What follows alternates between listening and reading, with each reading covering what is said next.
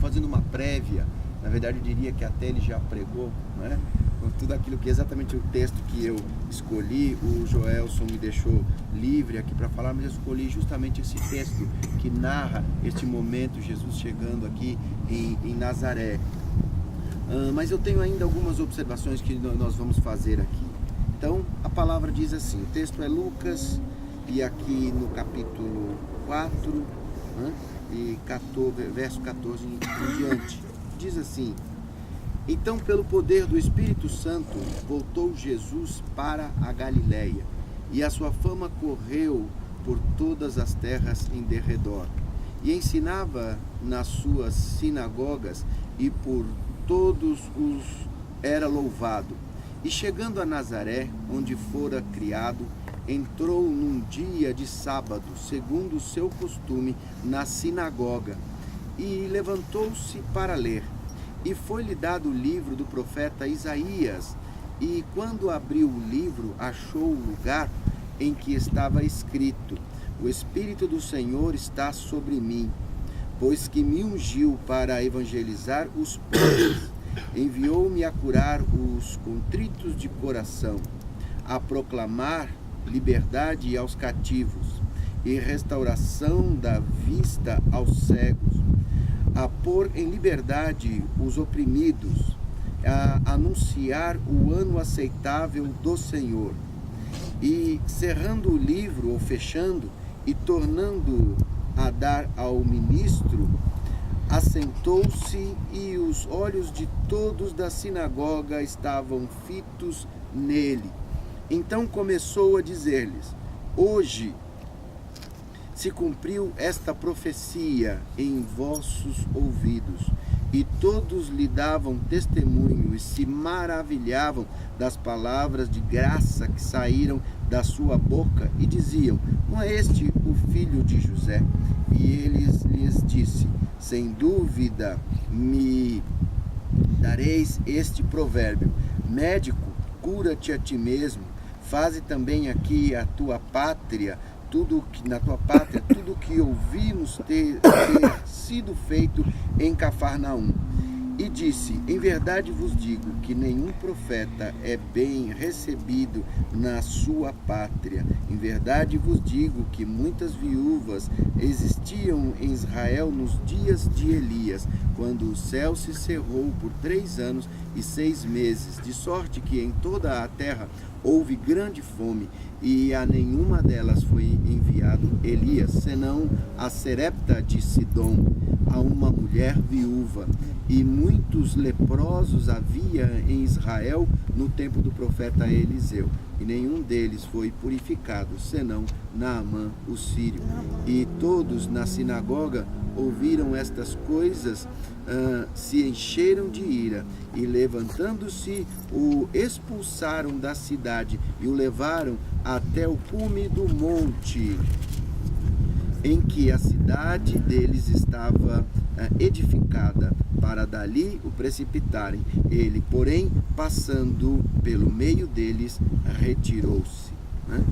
Exatamente é este o lugar em que, depois de Jesus falar na sinagoga em Nazaré, eles trouxeram o Senhor Jesus Cristo. E aqui tem alguns pontos que nos deixa muito intrigados, pelo menos, falando a respeito. Ele começa essa narrativa de Lucas, não é? Lucas começa a falar sobre que Jesus, pelo poder do Espírito, tudo que Jesus fez durante todo o seu ministério foi pelo poder do Espírito Santo. Nada sem o poder do Espírito Santo Jesus realizou. Por isso que naquele momento, para a gente entender melhor, em que os fariseus falam para Jesus assim: você expulsa os demônios pelo Espírito de Beelzebul. Jesus disse: olha, vamos colocar ordem aqui. Todo pecado será perdoado, porém o pecado contra o Espírito Santo, este não há perdão. O que Jesus estava dizendo? Que eles estavam, na verdade, ofendendo ao Espírito Santo, porque tudo que Jesus fazia, todos os milagres que ele realizou, era na dependência do Espírito Santo. E quando que o Espírito Santo veio sobre Jesus? No seu batismo. O Yuval também comentou até isso, no momento do seu batismo, não é isso? Por isso, queridos, que eu quero deixar claro para você, que quando Jesus mais tarde ele vai dizer, olha, vocês farão as mesmas obras que eu fiz e maiores obras farão, lembra disso? Se ele é Deus, eu ficava me perguntando, como podemos, nós, réis pecadores, fazermos obras iguais e maiores que Jesus realizou? Mas ele está falando na dependência do Espírito Santo. Então, na dependência do Espírito Santo, nós podemos fazer obras iguais a Jesus, não é isso? Expulsar demônios, curar enfermos e outras coisas mais, falar a palavra, as pessoas se converterem e obras maiores ainda. Então ele continua aqui dizendo que estava ensinando nas sinagogas e por todos era louvado. Interessante que as coisas, quando Jesus então chega naquela sinagoga e Jesus então lhe é dado, no 17 diz, e foi-lhe dado o livro do profeta Isaías. Sabe o que a gente às vezes passa desapercebido aqui? Jesus não escolheu um texto para ler. A Bíblia não estava montada ainda, não é isso? Eram pergaminhos, eram textos separados. Então, ele houve um tempo que eu pensava que Jesus então vou escolher falar sobre este momento que narra uma das profecias de Isaías acerca do Messias. Não, é tão maravilhoso que eles, o responsável então chega para Jesus, quando ele se levanta e vai à frente e lhe dá o texto a ser lido. A gente crê que não há coincidência, não é isso? No cristianismo que vivemos, Deus providencia todas as coisas. E Jesus lê exatamente um dos trechos de Isaías em que fala sobre ele mesmo. Este é o texto que fala sobre o Messias, o ministério messiânico. É isso que Jesus está lendo ali. O Espírito do Senhor está sobre mim, pois me ungiu, e o Val falou isso, me ungiu para evangelizar os pobres, enviou-me a curar os contritos de coração. Isto é o ministério messiânico, é o motivo pelo qual o Senhor Jesus veio para cumprir. É isso que ele está dizendo. E mais para baixo aqui ele vai dizer, eu quero observar com você também, logo após ele ter lido isso, ele diz o quê? Parece uma provocação, mas não é, porque era pura verdade. Ele disse, olha, diz que todas as pessoas da sinagoga estavam com os olhos fitos, mais ou menos como você está agora, olhando e prestando atenção no que eu estou dizendo, penso eu. Estavam assim também com Jesus, mas lá o sentimento era de crítica, porque eles estavam pensando assim, logo abaixo vai dizer aqui, mas não é esse. Aqui Jesus, como já foi falado também, ele foi criado nessa região. Então eles estão pensando assim, como ele está dizendo, sabe o que ele está dizendo aqui? Que é Messias. Mas como que ele é Messias? Não é esse, por acaso não é esse o filho de José? E de Maria? Ou seja, nós conhecemos quem é este homem. E como que ele está dizendo que as escrituras e as profecias em Isaías estão mencionando a ele mesmo? Eles ficam como que incrédulos, eles ficam como quem não compreendem de fato que, como disse o Yuval, para ele dizer que era Messias, ele tinha que ter um exército atrás, ele tinha que ter uma pompa, ele tinha que ser mais ou menos, pelo menos, vamos dizer assim, semelhante ao rei Davi e Jesus. Nós sabemos que o seu reino não é desta terra, o seu reinado não é desta terra. Curioso então nós observarmos isso, e há então uma incredulidade por parte do povo das palavras que Jesus estava dizendo, a tal ponto que mais para frente aqui, Jesus percebendo essa incredulidade, ele vai dizer aqui, ele faz uma comparação e o povo entende, porque o povo é inteligente. Às vezes a gente pensa que o povo não está entendendo, não vai perceber alguma coisa que nós vamos falar, mas o povo entende sim.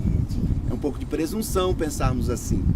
E aí Jesus então fala, como naquele momento também foi o caso.